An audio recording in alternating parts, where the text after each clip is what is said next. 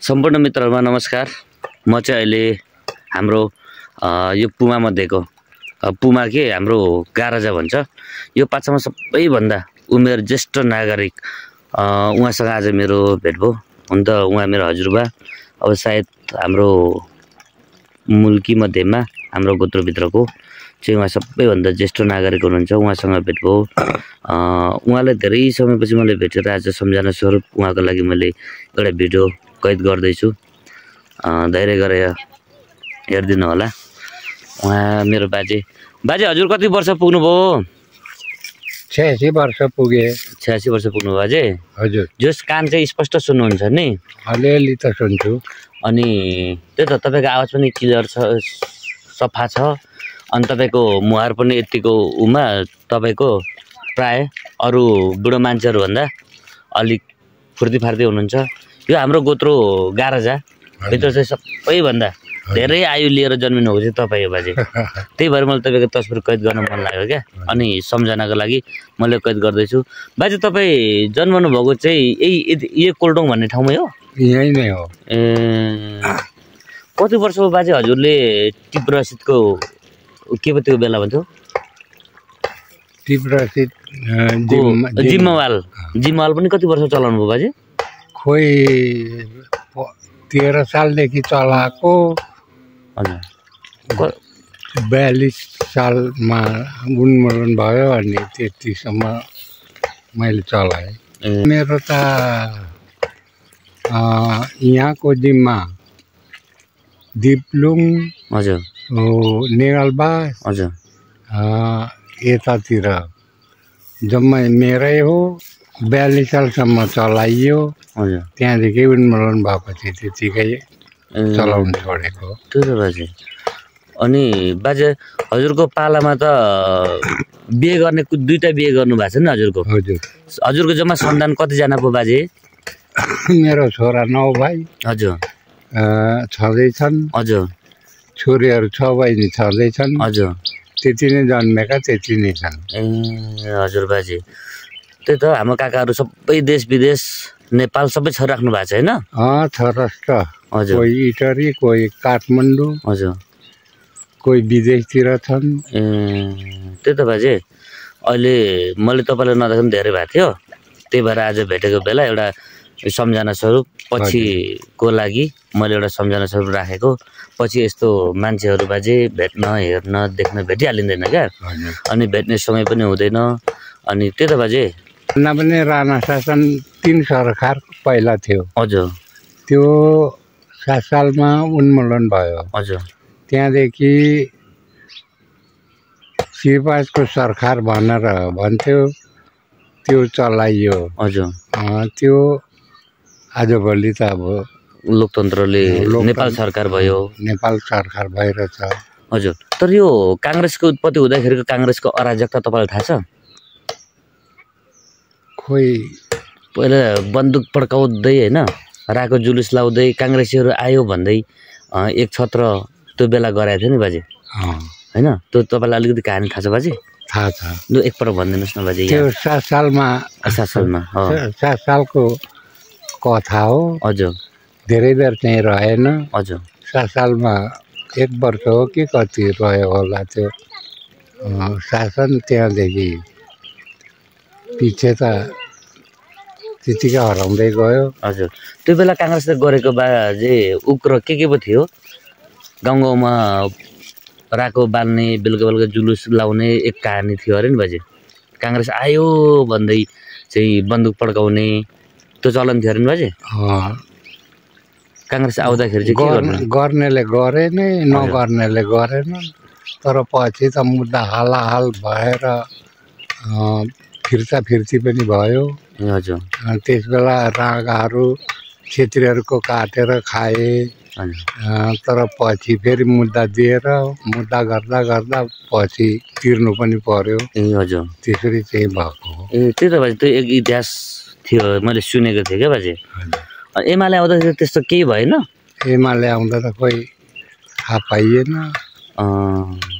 बरु माओवादी आउँदाखेरि चाहिँ बरु भोग्यो हैन त बाजे? माओवादी आउँदा त अब घरि भागियो पनि हजुर घरि यताउति हजुर गर्दा गर्दै भरे भन्दाखेरि माओवादी आएपछि त कोही राम्रै छ भनौँ न। हजुर यतिको माओवादीले गरेको परिवर्तनमा तपाईँ खुसी हुनुहुन्छ? खुसी नै यस बेलासम्म त म त छु। हजुर माओवादीमै म भोट पनि हाल्ने। हजुर ए त्यही त बाजे अब भनेपछि तपाईँको उमेर 87 वर्ष भन्नुभयो नि बाजे? हजुर ए लु बाजे यतिको आइ त अबको हामीले त लिएर आइँदैन होला बाजे? खोइ अब आइन्छ आइँदैन अब त्यो त भन्नु सकिँदैन। हजुर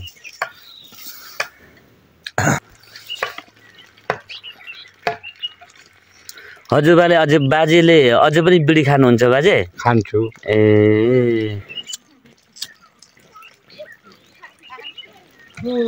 कति वर्ष भयो बाजे हजुरले यो बिडी खाँदै भएको?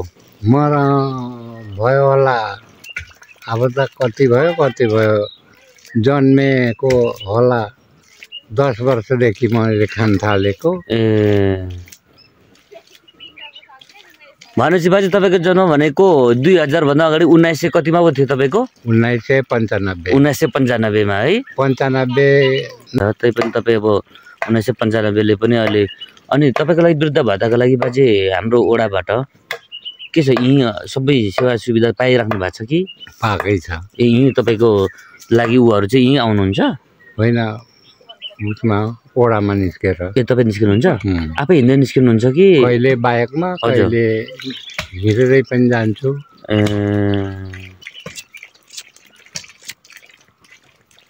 यो बाजे सुर्तीको उत्पादन चाहिँ त्यो बेलादेखि नै आफै रोप्दै खाने चलन थिएछ नि?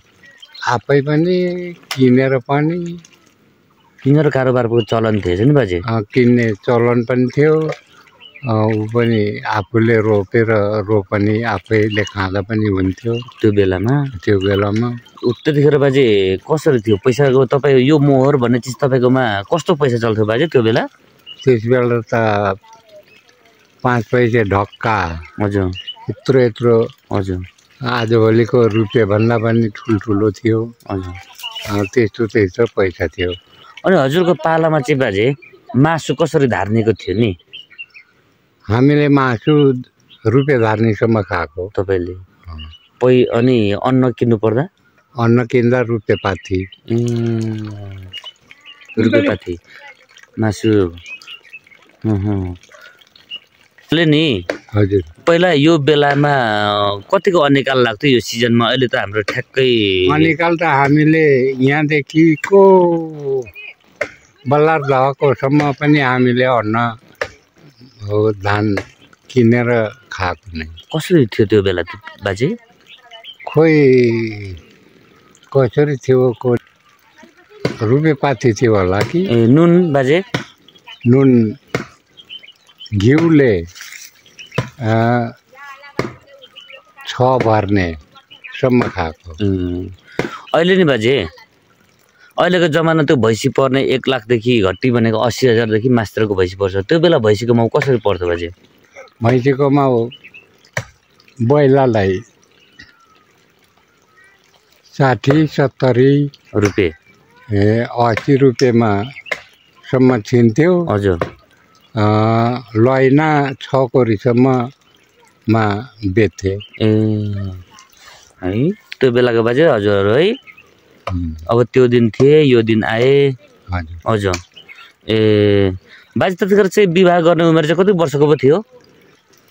विवाह गर्ने त जहिले गर्दा पनि हुन्थ्यो नि कि 9 वर्ष 10 वर्षकोहरू पनि बिहा गर्थे। हामीले त अब उमेरै पुगेर नै बिहा गरियो नि। ए हजुर बाजे। लु बाजे आज हाम्रो हजुरबासँगको मेरो भेटघाटले गर्दाखेरि यति समय दिनुभयो। मेरो बाजे अझै पनि 100औं वर्ष नै हजुरबालाई कुनै धम्की अनि त्यस्तो समस्या केही नभएको उहाँ स्वास्थ्य नै रहनु भएको छ। उहाँलाई मेरो तर्फबाट अझै सुस्वास्थ्यको कामना गर्दै आजको भिडियो सम्पूर्ण हेर्ने साथीहरूलाई उहाँ चाहिँ हाम्रो हजुरबा त्यसो कारणले भाइ सक्दो माया गरेर हेरिदिनु होला। हमेसा अब हाम्रो बाजेसँग म पनि केही समयको बावजुद व्यस्तता कारण हजुरबासँग भेट गर्न सक्दिनँ होला। त्यसैले आज भेट भएको अवसरमा मैले हजुरबासँग सानो संवाद गर्ने अवसर पाएँ। म आफैले सहभागी मान्ने ठान्दै मैले यो भिडियोलाई यहीँ